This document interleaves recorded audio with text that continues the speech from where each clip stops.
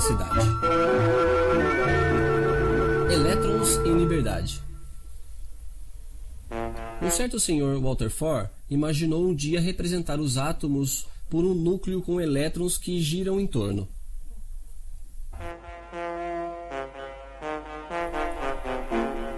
Conforme o corpo em questão, isso vai de 1 a 92 elétrons, ou até mesmo mais.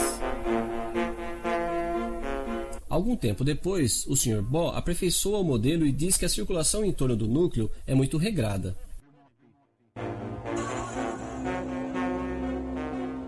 Primeiro regulamento: os elétrons só podem circular dentro de zonas, ou camadas, bem delimitadas, as eletrorodovias, de alguma forma.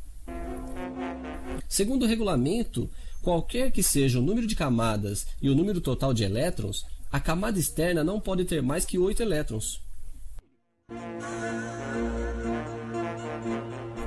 Tudo isso é perfeito, mas nós, estudantes de altos estudos elétricos, sempre ouvimos dizer que a corrente elétrica se deve aos elétrons se transportarem de suas cargas do polo menos ao polo mais. Mas há alguns elétrons que trapaceiam e que não ficam em suas eletrorodovias. É verdade, e esses aqui nós chamamos de elétrons livres. Mas atenção, eles não estão sempre presentes. De fato, se o corpo é constituído de átomos com mais de 4 elétrons na camada externa, do enxofre, por exemplo, bem, parece que esses elétrons estão bem pendurados em sua órbita. Eles não se libertam facilmente. No enxofre não há praticamente nenhum elétron livre. Ninguém para levar as cargas do menos ao mais. O enxofre é um isolante. Mas, se os átomos do corpo têm menos de 4 elétrons em suas camadas, como é o caso da maior parte dos cristais metálicos, parece que esses elétrons não estão muito bem pendurados em suas órbitas, e eles as deixam facilmente. Haverá muitos elétrons livres. O corpo é condutor.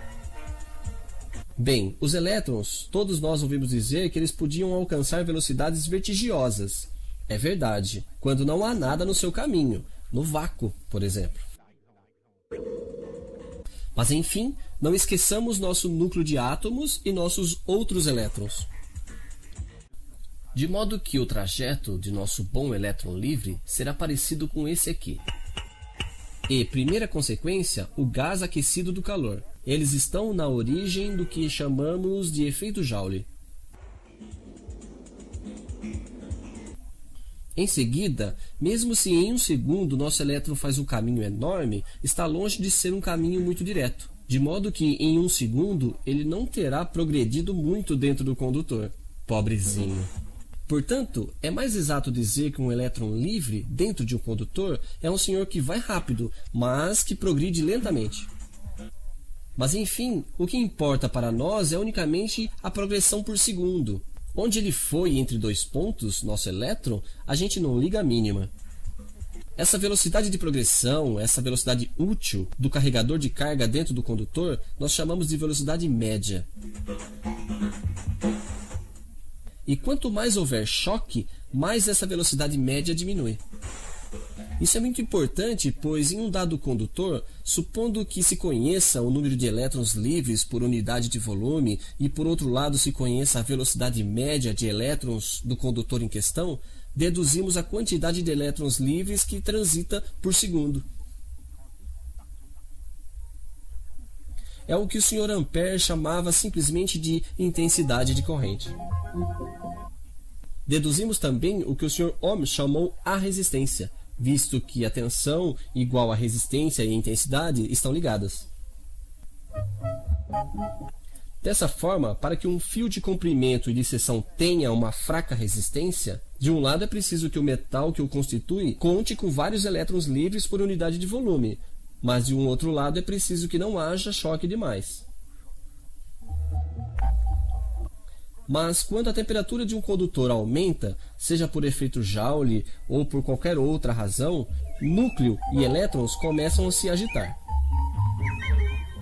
O número de choque aumenta e a resistência também, o que explica que dentro de um condutor, quanto mais a temperatura sobe, mais a resistência aumenta.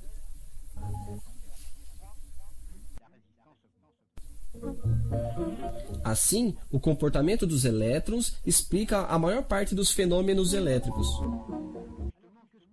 Pois então, justamente, o que acontece quando o átomo tem 4 elétrons exatamente em sua camada externa? Ele é um condutor? Ele é um isolante?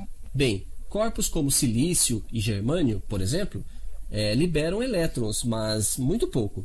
Esses corpos não terão, em média, nada além de um elétron livre para 2 bilhões de átomos, ainda menos que uma agulha num conto de feno. À temperatura ambiente, eles são praticamente isolantes, o que não quer dizer que esses senhores sejam totalmente desinteressantes. São semicondutores, e eles estão na origem de uma das grandes descobertas de nossa época, o efeito transistor. E dentro dos semicondutores, os elétrons se comportam de forma completamente engraçada.